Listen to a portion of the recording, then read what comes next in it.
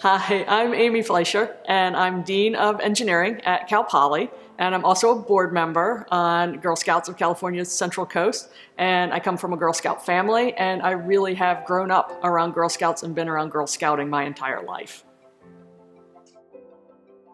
You know, I've always been a person who's been interested in building, in creating things, in wanting to be around science and figure out what I could do with that.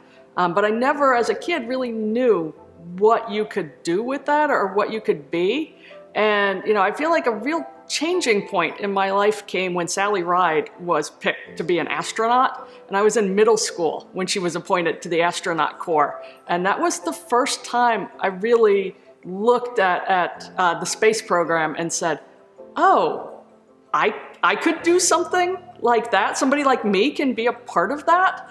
And that really kind of changed the trajectory then of what I wanted to do and how I prepared myself from that point forward. And to me, it really illustrates the importance in today's world of having that visibility, of having people that girls can look at and say, somebody like me is doing that. Maybe I can actually do that too. And to me, that was a real turning point for me. My mom really wanted to help me figure out how we make this happen. How do we figure out how to get into this field? And this was back in the day before the internet existed, right? So, you know, I said, I don't really want to be an astronaut, but I want to build spaceships. And like I said, I've always wanted to build things. So I wanted to build spaceships. So my mom and I went to the library and we looked up, well, what companies build the space shuttle, right? And who are the contractors for that? And we found the HR addresses of all the shuttle contractors, and I wrote letters in the mail, and I mailed them to HR heads at each one of the shuttle contractors and said, if you want to build spaceships, what do you study? And bless their hearts, every one of them wrote back to me, and they said, you should study mechanical engineering. So that was what I did. I went to college and I studied mechanical engineering, and I didn't end up working in the space program, but the fascination stays with me to this day. And now I run an engineering program that's got one of the strongest aerospace engineering departments in the country. And we have a number of astronauts that come out of our program and a number of people who build spaceships. And right now we have a Cal Poly astronaut on the International Space Station orbiting the Earth as we speak here today, which I think is really super exciting. I think one of the things that I want to reinforce and to pass on to the girls is to remember to always follow your own interests, right? Your interests don't have to be the same as somebody else's, right? As a matter of fact, the world would be really boring if we all had the same interests, right? And that makes you unique. You know, it makes you different in a good way, so don't be worried about that. And also, if something intrigues you or you get interested in it, don't be afraid to try, even if you don't know anything about it. One of the things I really like about how we teach at Cal Poly is that we teach using what we call learn by doing, right? And we realize nobody really knows anything until you try to do it. You have to do it. You have to work with your hands. You have to figure out how to make that work. And I was talking to a young woman who's a computer science student at Cal Poly. And she was talking to me about what her summer job was going to be. And she's like, oh, Dean Fleischer, I'm so excited. She said, I'm going to do a summer job at a robotics firm. And I don't know anything about robotics. And I'm like, that's amazing. And that's exactly what we want, because too many people are afraid to try, right? And you know, if you don't know anything about robotics, you're not even going to try for a job in robotics. You're like, I don't know anything about robotics. I'm not qualified for this. I can't do this job. You know, they're there to learn, right? Summer jobs are there to learn.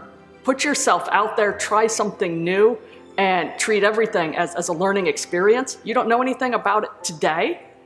That's awesome. Start learning today and you'll know something about it tomorrow. So don't ever let that hold you back. I think for me, the barriers that I've had to overcome have just been in perception. And again, in realizing that this is who I am and this is okay that this is who I am, that I have different interests, I have unique interests, and that they're valuable. and to make sure that I let my voice be heard, right? And not to go into a room that's full of all men and think, well, I don't have something to add here. Well, they're the experts. That's not true.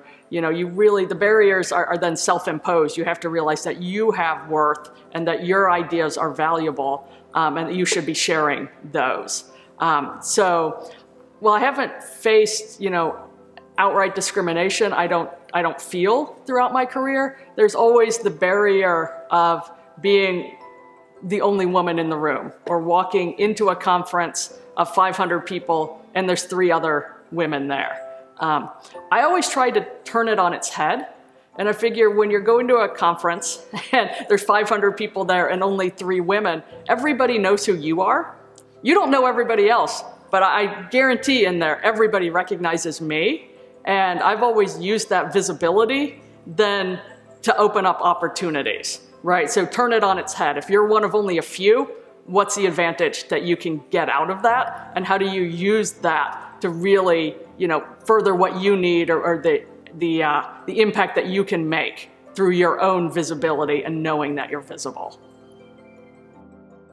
Yeah, I see so much value in what our volunteers do and in the impact that they're having on our girls. And our girls are looking to our volunteers. They're looking at you as role models, whether you see that day in or day out. Everybody is looking at you and seeing what you do and the things you expose our girls to. And even when you take a chance and you want to lead the girls in a new badge, and you don't know the background in there, but you're willing to learn and then to teach them in it, they're seeing that effort and they know that they can do that as well. I love doing different types of activities with our Girl Scouts. And one of the things I've done over my career is I started a program to expose girls to mechanical engineering. And I ran it through Girl Scouts of Eastern Pennsylvania when I lived there. And I had over 100 juniors and 100 cadets come in every year to learn about mechanical engineering. And it was just so much fun to me to see girls have fun doing engineering. And there's so many interesting things you can do with engineering, and to see the thrill of it as the girls discovered what they could do. And to me, that's the wonderful part about being an engineer to me, the wonderful part about being a volunteer is really exposing the girls to something they wouldn't even have known about, but that is cool, and you want them to know that it's fun and that it's cool. And seeing their eyes light up when they design a roller coaster, or they fly an airplane, or they build a solar race car, that is just so rewarding to me, and I hope that they're getting something out of it too. I think Girl Scouts does an amazing job at preparing girls to break barriers by providing that opportunity for girls to be themselves and to be free of societal expectations, just to enjoy and to explore. I think that in of itself does so much in preparing and giving our girls the confidence to succeed. I know when I look back at my times as a Girl Scout, the things that I really reflect on are the opportunities just to have that friendship and that camaraderie where you're free from everything else. You can just have fun and learn and explore. And some of my favorite activities from when I was a Girl Scout were we did a camp-in every year at the Science Museum. And just getting to be around hundreds of Girl Scouts who were all there doing hands-on science at the same time was really powerful for me to see there were hundreds and hundreds of other girls just like me who wanted to do science and have fun doing it. And I'm so excited about all the new badges that Girl Scouts has partnered with to offer. We didn't have these when I was a kid, and now to think that they can do robotics badges and cybersecurity badges and space science badges, it's amazing, right? And there's so many things that we can explore going through these badge series, and you can imagine what these girls and young women are going to become based on these experiences that we're giving them today. I said I belong to a Girl Scout family, right? And so my grandmother was a Girl Scout, and then my grandmother was my mom's leader, and my mom was a Girl Scout. And then I was a Girl Scout, And then my daughter was a Girl Scout, and I was my daughter's leader, and my daughter achieved her Gold Award. And to me, this is part of, I consider myself as being from a long line of strong female role models and strong female leaders. And I think there's such a big role that Girl Scouts played in that throughout my life. I continue to be involved in Girl Scouts because I just believe so much in what we're doing.